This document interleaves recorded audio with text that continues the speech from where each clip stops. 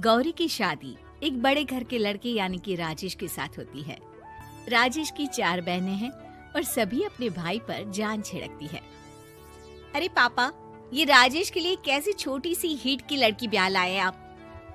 हम लोगों का भाई तो राजकुमार है, उसके लिए तो कोई राजकुमारी होनी चाहिए थी। गौरी को ननद की बात बुरी लगती है और वो रोने लगती है। अरे क्यों गला फाड़ रही है? क्या गलत बोल दिया मेरी बेटी ने? इकलौता बेटा है हमारा, समझी? वो तो तेरे ससुर हाँ कराए थे, वरना मैं तो ना करवाती तेरी शादी अपने हीरे जैसे बेटे से। ननदे सास को भरती और सास गौरी से लड़ती। ये क्या है? तुम्हारी बहनें और माँ आए दिन मुझे खरी खोटी सुनाती रहती है। क्यों नहीं बोलते उन लोगों को कुछ? अरे क्या बोलूं? अब उन लोगों का इकलौता भाई और बेटा होना तो वो लोग थोड़े इमोशनल है मुझे लेकर, समझा करो ना। और कौन सा वो लोग रोज आते हैं ससुराल से? माना एक साथ नहीं आती, लेकिन रोज कोई ना कोई तो खड़ा ही रहता है ना। खैर, जैसे तैसे कुछ साल गुजरते हैं। गौरी एक प्यारे से बेटी की माँ बनती है। सुनिए, हर बात पर ससुर जी से पैसा मांगना ठीक नहीं लगता। आप कोई काम क्यों नहीं करते हैं? काम तो मैंने कभी किया ही नहीं गौरी। पापा के पास इतना पैसा है कि मुझे जरूरत ही नहीं पड़ी। लेकिन कहते हैं ना, हर दिन एक सा नहीं होता।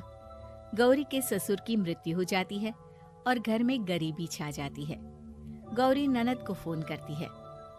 दीदी, अब जीजा जी को बोलकर इन्हें कहीं नौकरी दिलवा दो ना। घर चलाना मुश्किल हो रहा है। माँ जी की भी तबीयत खराब रहती है। दवाई का खर्चा और मुन्ने की पढ़ाई का खर्चा काफी है।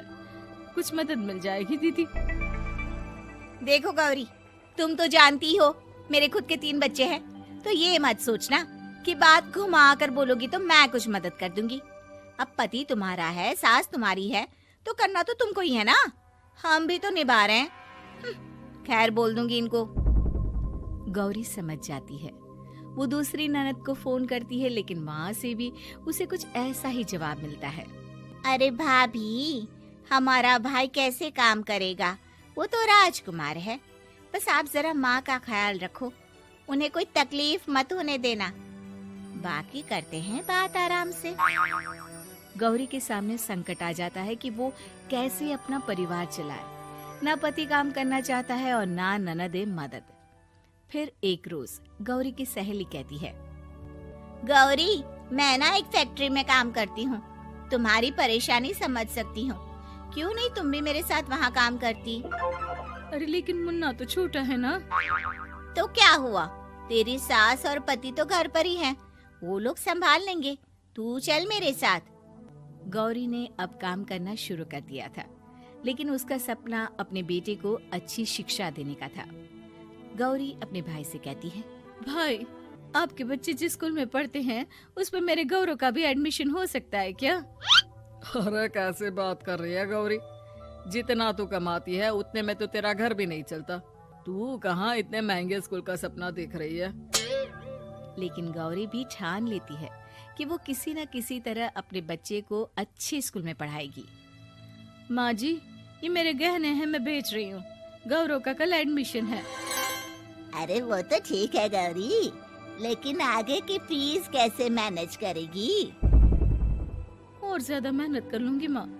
गौरव कुछ बन गया तो हम लोगों के सारे दुख दर्द दूर कर देगा।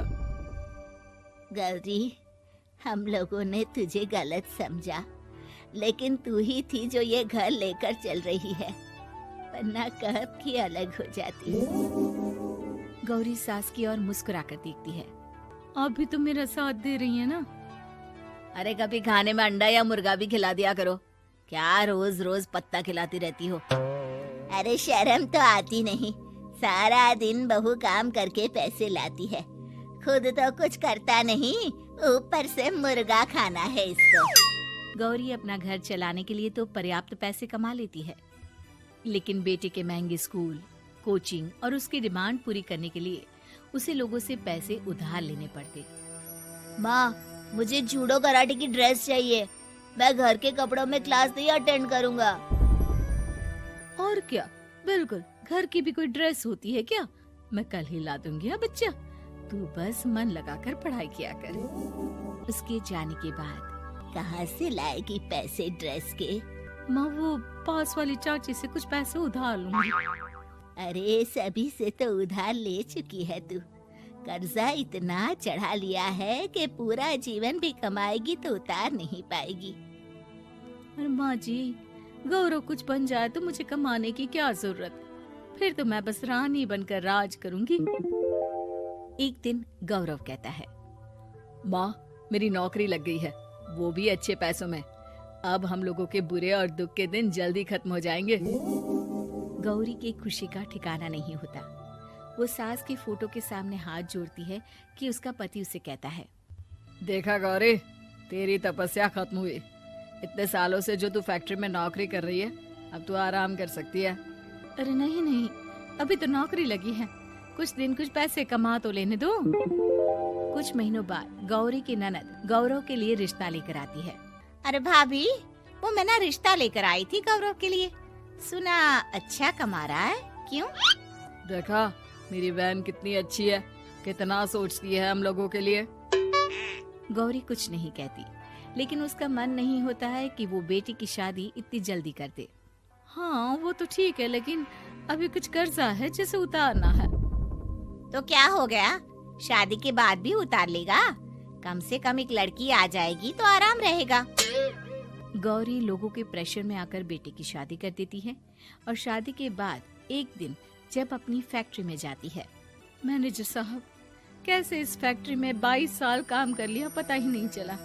अब तो बेटा सेटल हो चुका है, नौकरी की जरूरत नहीं है, लेकिन आप सभी का शुक्रिया। गौरी बहन, बहुत मेहनत की तुमने जीवन में, अब भगवान कोई मुश्किल ना दे। गौरी घर आती है, लेकिन दरवाजे के बाहर से ही उसे बहू और बेटे की आवाज सुनाई देती है। क्या है, तुम्हारी माँ ने तो सोचा भी नहीं कि जो कर्जा वो ले रही है खुद की अय्याशी के लिए, वो हम लोग क्यों भरे? उनका कर्जा है वो देखे। हाँ लेकिन क्या करूं, माँ को छोड़कर रह भी तो नहीं सकता ना। अरे रह नहीं सकते तो क्या करोगी, पूरी जिंदगी उनका कर्जा चुकाते रहोगे? कल को हमारी भी फैमिली बढ़ेगी, कैसे मैनेज करेंगे? मैं नहीं जानती, साफ साफ बोल दो पैसे नहीं है फालतू के। जिसका कर्जा है वही निपटाए। गौरी बेटे बहू की बात सुनकर स्तब्ध रह जाती है और अंदर न आकर वहाँ से सीधे फैक्ट्री जाती है।